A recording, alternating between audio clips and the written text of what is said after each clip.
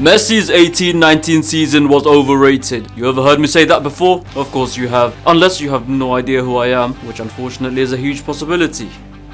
Either way, so since I've already touched upon why Messi's 18-19 season was overrated in a couple of other videos, this one won't specifically be about that. This video will instead focus on why Barcelona 18-19 were nowhere near a one-man team as quite a few of you seem to think. Yes, I saw the comments, don't you worry. I saw the comments, don't you f***ing worry.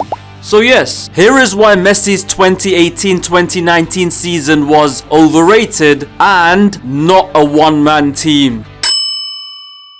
Right, so let's brush through this quickly. At no point did I ever say or even think that Messi's 18-19 season was anything less than world class. This was the great man's greatest season of his entire 30s, and for me he was narrowly the best player in the world that year. That clear?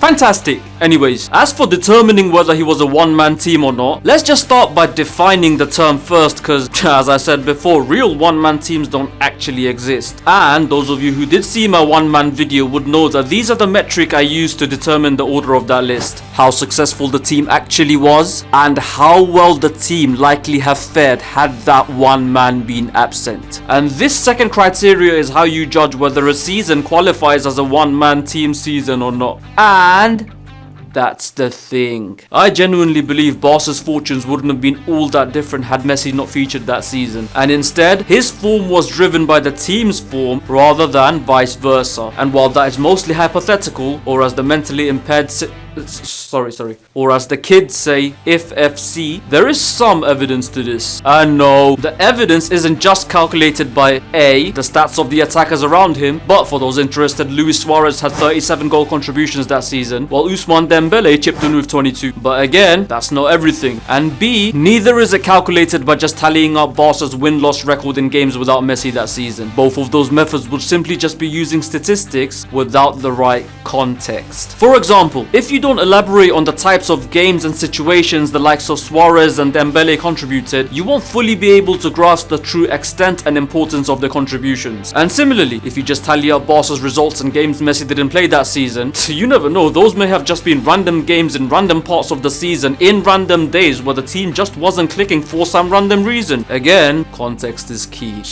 So what you instead should do is, if you can, you should try and establish some patterns across somewhat of a sustained period of time. In this case, we should try and see if there is a time in that 18-19 season where Messi was playing for the team, was on hot form, but then stopped playing, and see how the team fared without him. That should tell you how much they actually missed him, instead of just, tallying up just random games in the season that he missed while completely ignoring the time frame. And well, with guys like Messi and Ronaldo, it's hard to find data like this because, well, these gimps are never fucking injured. But luckily for us, we do have a small sample from that season we can work with. So, from the 18th of September to the 20th of October 2018, Messi played a total of 7 straight games for Barcelona in the Champions League and La Liga. And no lie, he made at least 1 goal contribution in every single one of those games, stacking up a total of 11 in that streak. And in those 7 games, Barca won 4, drawn 2, lost 1. But then, Leo unfortunately had an arm injury that ruled him out for a couple of weeks. And bro, this at the time was a huge worry for the side. And it's not just because he's Messi, but also because this was during the couple of weeks where Barca not only had to face Inter Milan twice, but also Real Madrid in the first Clásico of the season. And also Rayo Vallecano. So having to go through their toughest phase of the season without the talisman and, according to some of you, their one man in the one-man team, sounds like death. So how did they do? They slapped Inter 2-0 at home and broke their 7-game winning streak, and then in the return leg became the first team in 2 months to take a point from Inter at the San Siro. Inter would then go 2 more months without giving anything away at that stadium, by the way. Not to mention destroying Real Madrid 5-1 at the Camp Nou. Also, they beat Rayo 3-2, all without Messi.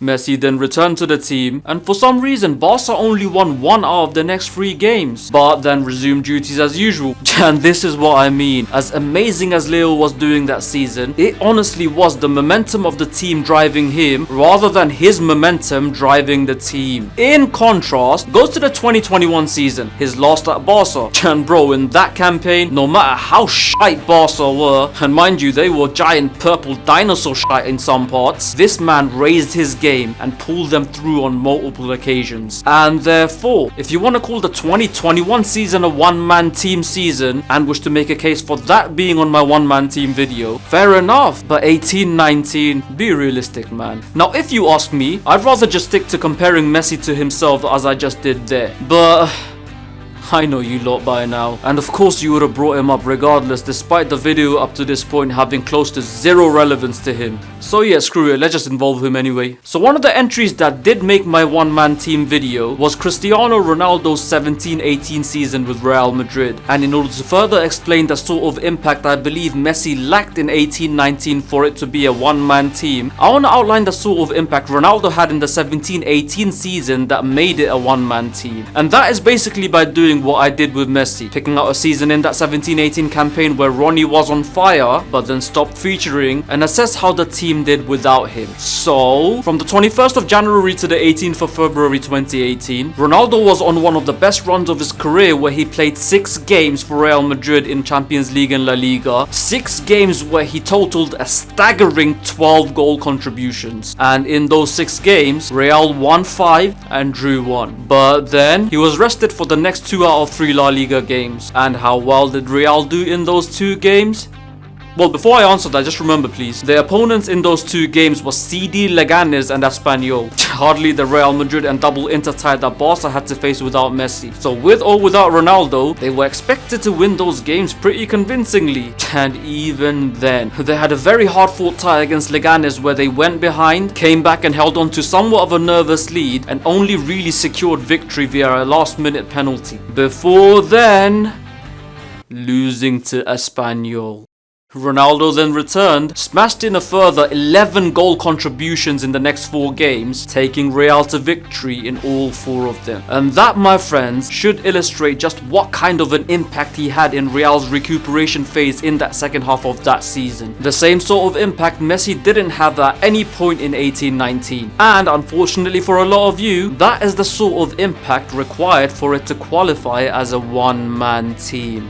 Please tell me you at least have a bit of understanding of where I'm coming from now. And by the way, even having said that, please don't think I'm making my judgments only on the few games Barca played without Messi in 18-19 and the few games Real played without Ronaldo in 17-18. Because as I said, because of the pair of them basically being superhuman and barely missing any games, the sample sizes analysed were quite small. So even outside that analysis, ask yourself this and please be honest. How many instances can you name in the 18-19 season where Barca were completely against it, against a huge threat of a team, and then Messi turned up, pulled something out of the bag and turned the tide in momentum? How many of those can you name? Come on, think properly. And if you're unsure of the kind of examples I'm looking for, well, something like Ronaldo in the 17-18 season helping win the penalty he scored to take Real through to the semis versus Juventus in the second leg where they were trailing 3-0. Or Ronaldo in the 17-18 season poking in the equalizer in the away Clásico against the dominant Barca side who were still striving for invincibility at that point.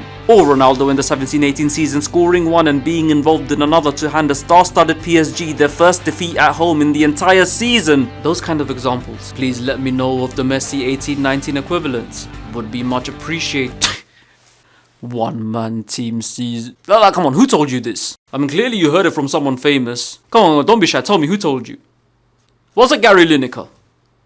It was Gary Lineker, wasn't it? Well, it was either a famous person telling you, or there are 2 reasons, or 2 other reasons, that I can think of that may have led you to believe that Messi in the 2018-2019 season was a one-man team. Number 1, the defining games admittedly do leave a lasting impression, and he was arguably Barca's best performer in their 2 most defining losses that season, the Copa del Rey final where he was admittedly very good, and the 4-0 drubbing at Anfield where he was okay. But again, those are isolated examples examples. And number 2, Messi in the 18-19 season became a lot more involved in the creative side of things following the exit of Andres Iniesta. And well, it's Messi. People get overexcited with anything he does, and the more he does, the more excited people tend to get. But as I said, people, more doesn't always mean better. Because yes, Messi did do his job really well, but the more he became involved in the creative side of things, the worse Barca became as an attacking force. Because well, I don't know if you know this, but as Messi became more involved as a creator, Barca finished each season with less amount of goals scored in a gradual decrease, with the biggest decrease coming the season Iniesta left.